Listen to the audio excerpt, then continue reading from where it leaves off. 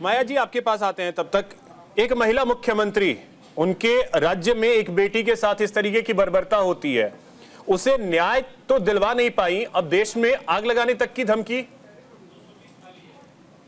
देखिए बात मैं तो बहुत समय से इन वाले विषयों पे बात कर रही हूँ। जब मुझे ये मुद्दा मिला मैं तब पाकिस्तान से बाहर थी और मुझे बहुत लोगों ने सवाल किया कि आप क्या सोचती है, तो मुझे बड़ा धक्का सा लगा कि मुझे बाहर बैठ के भारत की न्यूज़ इस तरह से सुनने को मिल रही है। लेकिन सबसे बड़ी बात है, देखिए अभिषेक जी, हम ये बात ना करें कि महिला मुख्यमंत्री है या पुरुष मुख्यमंत्री है, दोनों अपनी जगह कोई भी रहें, लेकिन बात हम करते हैं महिलाओं की सुरक्षा की, महिलाओं की अस्मिता की। मेरा सबसे बड़ा सवाल पहला ये होता है कि हम हमेशा महिला सशक्तिकरण की बात करते हैं। मैं हमेशा से कहती हूँ महिला सशक्त हैं, लेकिन महिला सुरक्षित नहीं है। चाहे किसी भी राज्य की हम बात करें, महिलाओं के साथ ये प्रॉब्लम हमेशा से आती रही है।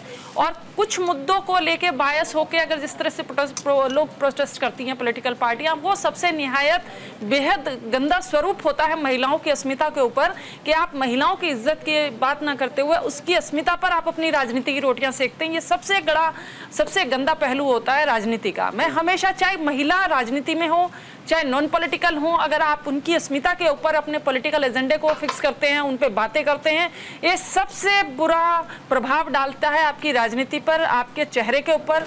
मैं चाहे वो ममता जी हों, चाहे ममता जी की पार्टी के लोग हों, चाहे दूसरी अन्य दल हों। जैसे मैं तो बहुत समय से, मैंने अभी देखिए, अगर हम बंगाल की बात करते हैं तो हम मणिपुर की बात करना भूल जाते हैं, दूसरे दल वाले, हम दूसरे राज्य की बात करना भूल जाते हैं। जिस दिन ये कांड हुआ बंगाल में, उसके बाद आप एनसीआरबी की रिपोर्ट हटा के देखिए, कितने सारे देश के अंदर बलात्कार हुए, कितनी बच्चों की मौतें हुई। कुछ छोटी बच्ची का केस भी मैंने स्टडी किया, लेकिन उन पे बात नहीं करते। बस एक पर्टिकुलर एक एजेंडा फिक्स हो जाता है। मुझे सबसे बड़ा अफसोस इसी बात पर, नहीं देखिए सुनिए ना, जब आपने बात शुरू करी है ममता जी की, देखिए ममता, एक चीज महिला मुख्यमंत्री मैंने इस वजह से कहा क्योंकि एक पुरुष शायद महिला की उस भावना को नहीं समझ सकता है, लेकिन एक महिला होने के नाते महिला की भावना को बेहतर समझ सकती है। नहीं, रही बात बंगाल केस की चर्चा इस वजह से हो रही है क्योंकि इस पे सुप्रीम कोर्ट ने जो टिप्पणी की थी मैम, उसको आपने सुना होगा कि पिछले 30 साल में हमने इस तरीके की विभत्स जो वारदात है वो नहीं देखी और इस तरीके का रवैया मैंने किसी सरकार का नहीं देखा। ये सुप्रीम कोर्ट की टिप्पणी थी।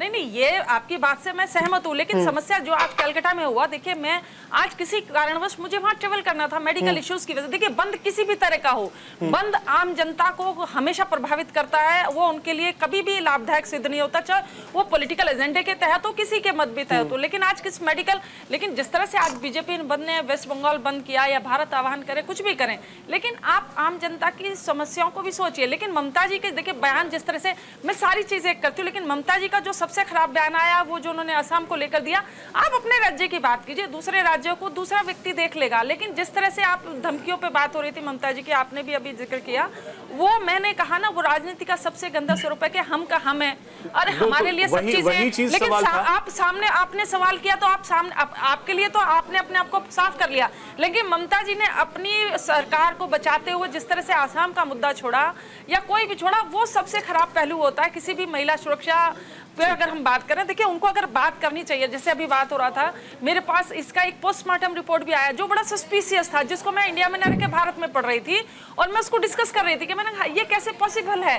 तो बहुत सारी चीजें पोस्टमार्टम रिपोर्ट को भी मेरे हिसाब से लगा गया कि ठीक से नहीं दिया गया जो हमारे को मिला।